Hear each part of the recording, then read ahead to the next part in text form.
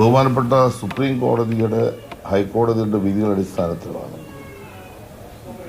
ഒരു റിപ്പോർട്ടിൻ്റെ മേൽ അതിലേതെങ്കിലും ഭാഗത്ത് ഏതെങ്കിലും തരത്തിലുള്ള ആരോപണമോ ആക്ഷേപമോ കുറ്റങ്ങളോ ഉന്നയിച്ചാൽ ഒരു കേസെടുക്കാൻ കഴിയില്ല എന്ന് വ്യക്തമാക്കിയിട്ടുള്ളത്.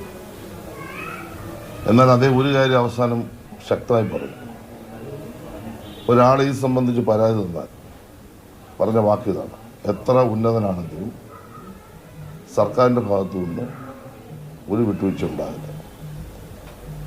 സ്വാഭാവികമായിട്ടും പരാതി തരാൻ ആരെങ്കിലും മുന്നോട്ട് വരുമ്പോൾ പരാതിയിൽ പറയുന്ന കാര്യങ്ങളുടെ വസ്തുത പരിശോധിക്കേണ്ടത് ബന്ധപ്പെട്ട പോലീസും ബന്ധപ്പെട്ട നിയമവകുപ്പുമാണ്.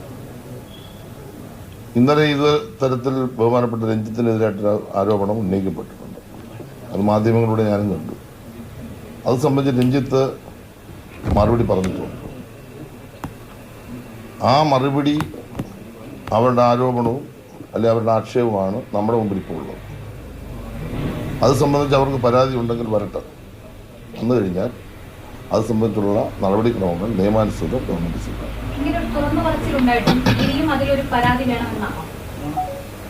നിങ്ങൾ നിയമം പഠിച്ചിട്ടുള്ള ആളുകളും മനസ്സിലാക്കിയിട്ടുള്ള ആളുകളാണെന്ന് എൻ്റെ ധാരണ. ഏതെങ്കിലും ഒരാൾ ആരെപ്പറ്റിയെങ്കിലും ഒരു ആക്ഷേപം പറഞ്ഞാൽ കേസെടുക്കാൻ പറ്റുമോ? അങ്ങനെ കേസെടുത്ത് കേരളത്തിൽ ഏതെങ്കിലും കേസ് നിലനിന്നിട്ടുണ്ടോ? സുപ്രീം കോടതിയിൽ എത്രയോ വിധികൾ, ഞാനൊന്നും വിശദീകരിക്കുന്നില്ല. പല കേസ് പറയട്ടെ, ഞാനൊന്ന് പറഞ്ഞോട്ടെ. സുപ്രീം കോടതിയുടെ പല കാര്യത്തിലുള്ള വിധികൾ അത്തരത്തിൽ ഒരു കേസെടുത്താൽ ആ കേസ് നിലനിൽക്കില്ല എന്ന് പല ഘട്ടങ്ങളിൽ പറഞ്ഞിട്ടുണ്ട്.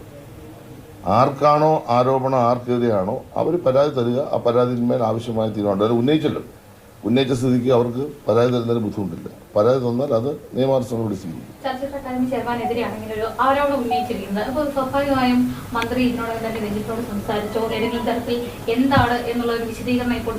അതൊന്നും നിങ്ങളോട് പറയേണ്ട കാര്യമില്ല. അതൊക്കെ മന്ത്രി സംസാരിക്കേണ്ട കാര്യങ്ങൾ, മന്ത്രി എന്നൊരു ഔദ്യോഗികമായ കാര്യങ്ങൾ, അതൊക്കെ ചിലപ്പോൾ സംസാരിച്ചിരിക്കും.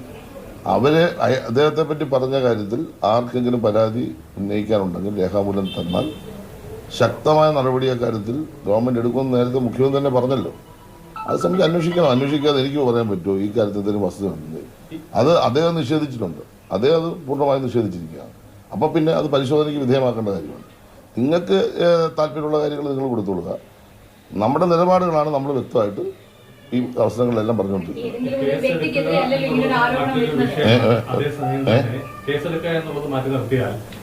പ്രധാനപ്പെട്ട ഒരു ചുമതലയാണ് അദ്ദേഹം വഹിക്കുന്നത്. ഈ സ്ത്രീ ആരോപണം പരസ്യമായി മാധ്യമങ്ങളിലൂടെ ഉന്നയിക്കപ്പെടുമ്പോൾ ആ സ്ഥാനത്ത് നിന്ന് അദ്ദേഹത്തെ മാറ്റി നിർത്താം എന്നുള്ളൊരു വിഷയം സർക്കാരിന്റെ മുന്നിൽ ഇപ്പോൾ പരിഗണനയിലുണ്ട്. അദ്ദേഹം ആ ചുമതല നിർവഹിക്കൊണ്ടിരിക്കുന്ന ഒരു രാഷ്ട്രീയ തീരുമാനത്തിന്റെ ഭാഗമായിട്ടാണ്. അത് സംബന്ധിച്ച് രാഷ്ട്രീയമായി തീരുമാനിക്കേണ്ടത്. അത് ബന്ധപ്പെട്ട പാർട്ടിയാണ് ആ കാര്യം ആരോപിക്കേണ്ടത്. അദ്ദേഹത്തെ പറ്റി ഉന്നയിച്ച ആരോപണത്തെ പറ്റി എന്തെങ്കിലും വസ്തുത ഉണ്ടെങ്കിൽ ആ കാര്യം CPIM എന്ന് പറഞ്ഞൊരു പാർട്ടി പരിശോധിക്കാതിരിക്കില്ലല്ലോ. ആ കാര്യത്തിൽ രാഷ്ട്രീയമായ തീരുമാനം അന്നേരം ഉണ്ടാവും.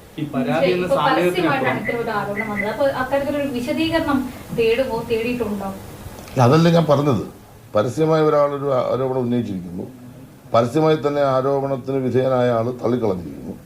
അത് സംബന്ധിച്ചിടത്തോളം പരാതി ഉണ്ടെങ്കിൽ ആ പരാതി മാത്രമാണ് ഈ ഗവൺമെന്റിന്റെ മുമ്പിൽ, നിയമത്തിന്റെ മുമ്പിൽ നമുക്ക് പരിശോധിക്കപ്പെടേണ്ടത്. ആ കാര്യം വന്നാൽ പരിശോധിക്കപ്പെടുമെന്ന് പറഞ്ഞു കഴിഞ്ഞല്ലോ. ബഹുമാനപ്പെട്ട മുഖ്യമന്ത്രി അസംദിഗ്ധമായി പറഞ്ഞല്ലോ. നിങ്ങൾക്ക് ഈ കാര്യത്തിലൊന്നും സംശയം വേണ്ട. ഈ ഗവൺമെന്റ് ഈ കേരളത്തിൽ ഒരു കാര്യം വ്യക്തമാക്കി മനസ്സിലാക്കിക്കോണം, സ്ത്രീ സംരക്ഷണത്തിന് ഏറ്റവും പ്രാധാന്യം കൊടുക്കുന്ന ഒരു ഗവൺമെന്റാണ്. ഈ സിനിമാ രംഗത്ത് അല്ലെങ്കിൽ തൊഴിലിടങ്ങളിൽ നടക്കുന്ന ഏതെങ്കിലും അതിക്രമങ്ങളെക്കുറിച്ച് എന്തെങ്കിലും ഒരു ആക്ഷേപം ഉണ്ടെങ്കിൽ നടപടി സ്വീകരിക്കുന്നതിൻ്റെ ഏറ്റവും വലിയ തെളിവാണ് ഉണ്ടായ ചില പ്രശ്നങ്ങളെക്കുറിച്ചുള്ള ആക്ഷേപങ്ങൾ സംരക്ഷണം ആവശ്യപ്പെട്ടുകൊണ്ട്, ആവശ്യമായ പരിഷ്കരണങ്ങൾ ആവശ്യപ്പെട്ടുകൊണ്ട് ഗവൺമെന്റിനെ സമീപിച്ചപ്പോൾ ഹേമ കമ്മിറ്റി നിയോഗിച്ചതിൻ്റെ ഭാഗമാണ്. ആ നിയോഗിച്ച കമ്മിറ്റി നൽകിയ റിപ്പോർട്ടിന്മേൽ പല കാര്യങ്ങളും തീരുമാനമായി കഴിഞ്ഞു. ബാക്കിയുള്ള കാര്യങ്ങളിലേക്ക് ഞങ്ങൾ കടന്നു കഴിഞ്ഞു. അവർ നിർദ്ദേശിച്ച 24 കാര്യങ്ങൾ എങ്ങനെ യാഥാർത്ഥ്യമാക്കാൻ കഴിയും? ചില നിയമപ്രശ്നങ്ങളൊക്കെ ഉണ്ട്. ട്രിബ്യൂണൽ അടക്കമുള്ള കാര്യങ്ങളെ സംബന്ധിച്ചൊക്കെ നിയമപരമായി നമുക്ക് നല്ലതുപോലെ മനസ്സിലാക്കി ചെയ്യാൻ കഴിയും. രാഷ്ട്രപതിയുടെ വരെ അംഗീകാരം വേണ്ട പ്രശ്നങ്ങളാണ്. അതെല്ലാം നോക്കി എങ്ങനെയാണ് ഇതെല്ലാം കൈകാര്യം ചെയ്യുന്നത് എന്ന കാര്യം കൈകാര്യം ചെയ്യും. പല കാര്യങ്ങളും നമ്മളിപ്പം ചെയ്തു കഴിഞ്ഞു. പിന്നെ ഒരു കമ്മിറ്റി വന്നു. ഇപ്പൊ ഇന്നലെ അമ്മയുടെ പത്രസമ്മേളനത്തിൽ പറഞ്ഞല്ലോ, ഞാൻ മന്ത്രിയായതിനു ശേഷം അവരുമായിട്ട് സംസാരിച്ച കാര്യം ഇന്നലെ അദ്ദേഹം പറഞ്ഞല്ലോ. എന്റെ അർത്ഥം എന്താ? അന്ന് ശരിയാണ്, അമ്മയുടെ ഭാരവാഹികളെ വിളിച്ചു, അതേ അടക്കം വന്നു, സംസാരിച്ചു, WCC ആളിനെ വിളിച്ചു, സംസാരിച്ചു. ഈ പറഞ്ഞ കാര്യങ്ങൾ എന്താണ് നിങ്ങളുടെ അഭിപ്രായം? അത് കേട്ടു. 1 മണിക്കൂറോ 2 മണിക്കൂറോ മണിക്കൂറിൽ സംസാരിച്ച് കേട്ടു, മിനിറ്റ്സാക്കി. എല്ലാ മിനിറ്റ്സിന്റെ രേഖകളും നമ്മളിലുണ്ട്. ഇന്ന കാര്യത്തിൽ ഞങ്ങളുടെ ഇന്ന കാര്യങ്ങളുടെ അഭിപ്രായമുണ്ട്. അതിനെല്ലാം പോസിറ്റീവായിട്ടാണ് ഈ സംഘടനകളെല്ലാം സമീപിച്ചിട്ടുള്ളത്. ഒരു സംഘടന പോലും ഇതിനകത്ത് നെഗറ്റീവായിട്ടൊന്നും പറഞ്ഞിട്ടില്ല. അപ്പം ആ കാര്യങ്ങൾ, ഈ നിർദ്ദേശിക്കപ്പെട്ട കാര്യങ്ങൾ ഒന്നൊന്നായി നടപ്പാക്കാനുള്ള നിലപാട് ഗവൺമെന്റ് സ്വീകരിച്ചു കഴിഞ്ഞു. ആ നിലപാട് സ്വീകരിക്കുന്നതിന്റെ ഭാഗമായിട്ട് ഒരു പോളിസി വേണം, ഒരു സിനിമാ നയം കൂടി വേണം. കാരണം ഹേമ കമ്മിറ്റിയുടെ റിപ്പോർട്ടിന്മേലുള്ള വിഷയങ്ങൾ മാത്രമല്ല, മറ്റു കാര്യങ്ങൾ കൂടി ഈ മേഖലയിൽ പരിശോധിക്കപ്പെടേണ്ടതായിട്ടുണ്ട്. അതിനാണ് കോൺക്ലേവ് വെച്ചിരിക്കുന്നത്. അപ്പോൾ കോൺക്ലേവിനെതിരായിട്ട് ഇപ്പം അതേതാണ്ട് വലിയ സംഭവമാണ് എന്നൊക്കെ പറഞ്ഞിട്ട് നിങ്ങളിങ്ങനെ വാർത്ത കൊടുക്കാൻ തുടങ്ങുമ്പോൾ ഈ കേരളത്തിൽ എന്തെങ്കിലും ചെയ്യാൻ സമ്മതിക്കണ്ടേ? ഒരു ഗവൺമെന്റ് എന്തോ ചെയ്യേണ്ടത്? ഒരു ഇൻഡസ്ട്രി, 10,000-കണക്കിന് ആളുകൾ പണിയെടുക്കുന്ന ഇൻഡസ്ട്രി നശിപ്പിക്കാൻ പറ്റുമോ? ഇന്ന് ഇന്ത്യയിലെ ഏറ്റവും നല്ല ഇൻഡസ്ട്രി ആയിട്ട് ഈ ഗവൺമെന്റ് കാലത്ത് ഇൻഡസ്ട്രി മാറിയില്ലേ? ഇന്ത്യയിൽ ഏറ്റവും നല്ല ഇൻഡസ്ട്രിയായി കേരളത്തിൽ മാറിയില്ലേ? ഈ കഴിഞ്ഞ വർഷം എത്ര സിനിമ, ഇന്ത്യയിൽ ഏറ്റവും കൂടുതൽ സിനിമ ഇറങ്ങിയ സ്റ്റേറ്റാണ്. ഭൂരിപക്ഷം സിനിമ ലാഭകരമായിരുന്നു.